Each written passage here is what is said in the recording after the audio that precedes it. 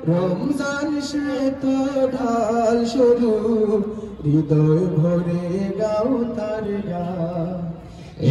একটি বছর পরে আবার ফিরে এলো মাহে রমজান।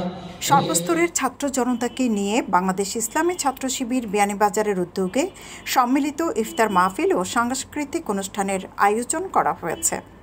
মঙ্গলবার বিকেলে পিএইচজি সরকারি উচ্চ বিদ্যালয়ের মাঠে এই অনুষ্ঠানের আয়োজন করা হয়। বিয়ানীবাজার উপজেলা ছাত্র শিবিরের দক্ষিণ শাখার সভাপতি আমিনুল ইসলামের সভাপতিত্বে এবং উপজেলা উত্তর শাখার সভাপতি আবদুল্লাহ আল মামুন ও পশ্চিম শাখার সভাপতি আব্দুল মুমিনের যৌথ পরিচালনায় প্রধান অতিথি ছিলেন ছাত্র শিবিরের কেন্দ্রীয় এইচআরডি সম্পাদক শরীফ মাহমুদ।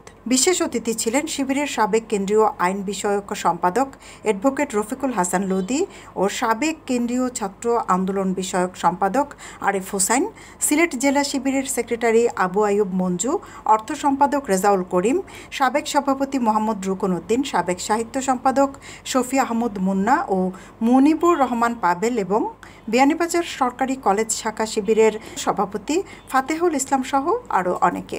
আয়োজিত আলোচনা সভায় বাংলাদেশ ইসলামী ছাত্র শিবিরের কর্মপরিধি তুলে সংগঠনের ছায়াতলে আসার আহ্বান জানান দায়িত্বশীলরা।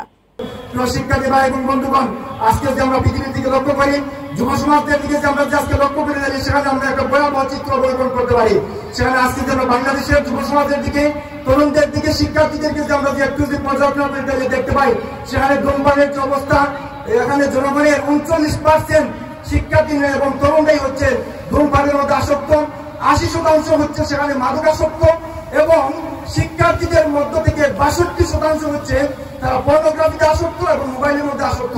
সেখানে একজন পিতা তার সন্তানকে মোবাইল থেকে অতিরিক্ত ব্যবহার থেকে বাধা প্রদান করার কারণে নামাজরত পিতাকে সন্তান হত্যা করে।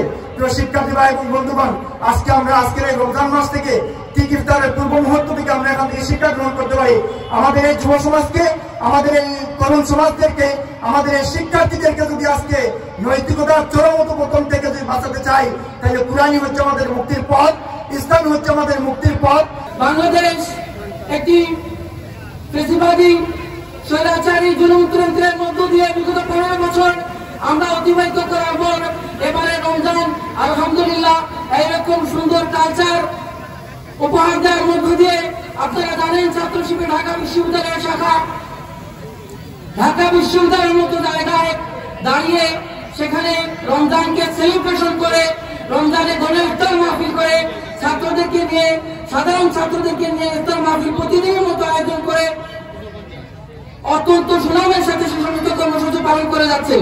আপনার ছেলে, আপনার ভাই, আপনার ছাত্র শিবিরের ছায়াতলে এসে এরকম সুন্দর সুন্দর ইভেন্ট বাস্তবায়ন করার মধ্য দিয়ে সে আগামী দিনের এদেশের যোগ্য একজন নাগরিক হিসেবে তৈরি হওয়ার জন্য উপযুক্ত একটি স্বতন্ত্র শিক্ষা প্রতিষ্ঠান হচ্ছে ইসলামী ছাত্র শিবির।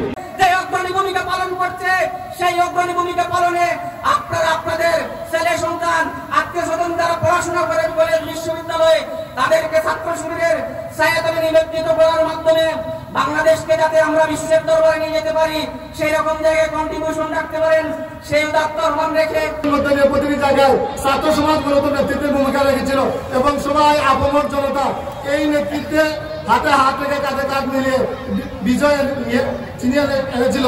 আগামী দিনে যত যে বিপ্লব আছে, যত ধরনের যে মোকাবেলা আছে, যে ষড়যন্ত্র আছে, সব ষড়যন্ত্রগুলো আমরা ঐক্যবদ্ধ হয়ে আমরা মোকাবেলাতে বসে আমরা ছাত্র শিবিরকে সহযোগিতা করার মাধ্যমে এবং এই রমজান মাস আমাদের জন্য এসেছে আত্মশুদ্ধির জন্য, আত্মগঠন করার জন্য। আমরা রমজানের শিক্ষাটুকু যেন আগামী 11 মাস যেন কাজে লাগাতে পারি, রমজানের এই চেতনাকে যেন আমরা ধারণ করতে পারি, রমজানের এই চেতনাকে যেন আমরা সমুন্নত করতে পারি। তাই আসুন রমজানের চেতনার উদ্বুদ্ধ হয়ে আমরা দেশ ও জাতির গঠনে আমরা খাস করে। ইফতার মাহফিলে দোয়া পরিচালনা করেন উপজেলা জামায়াতে ইসলামীর নায়েবে আমির আবুল খায়ের।